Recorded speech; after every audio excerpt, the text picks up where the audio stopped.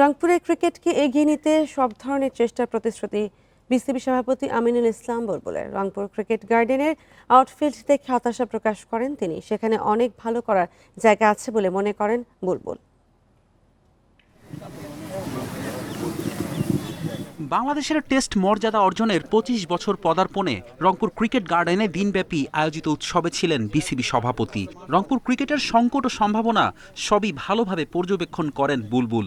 বলেন, ভালো মানের খেলোয়াড়, কোচ ও সংগঠক তৈরিতে জোর দেয়া হবে। রংপুরে আন্তর্জাতিক মানের ক্রিকেট স্টেডিয়াম, একাডেমি সহ সব ধরনের সুযোগ সুবিধার প্রতিশ্রুতি বোর্ড সভাপতির।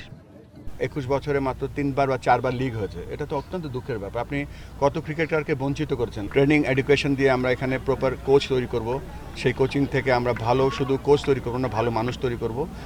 রংপুরে মাঠ ও উইকেটের অভাবে ঠিকভাবে অনুশীলন করতে পারছেন না ক্রিকেটাররা, সে নিয়ে তাদের আক্ষেপ।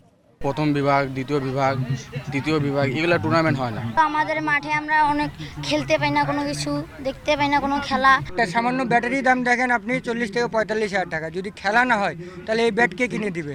স্টেডিয়ামে প্র্যাকটিস করি, তো ওখানে হচ্ছে মেয়েদের তো ওইভাবে কোনো সিকিউরিটি কিছু নাই। অভিভাবকরা বলছেন, উন্নত মানের মাঠ না থাকায় রংপুরে ভালো ক্রিকেটার গড়ে উঠছে না।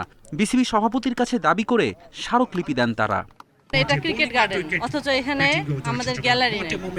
দেখা যাচ্ছে যে আমরা যে জায়গায় বলবো একটু জায়গায়, ওখানে অন্য লোক এসে বসে আছে। আকবর, নাসির, শুভর মতো ক্রিকেটাররা বাংলাদেশের প্রতিনিধিত্ব করে রংপুরের জন্য সুনাম বয়ে এনেছেন। ফেরদৌস ইসলাম, ইন্ডিপেন্ডেন্ট নিউজ।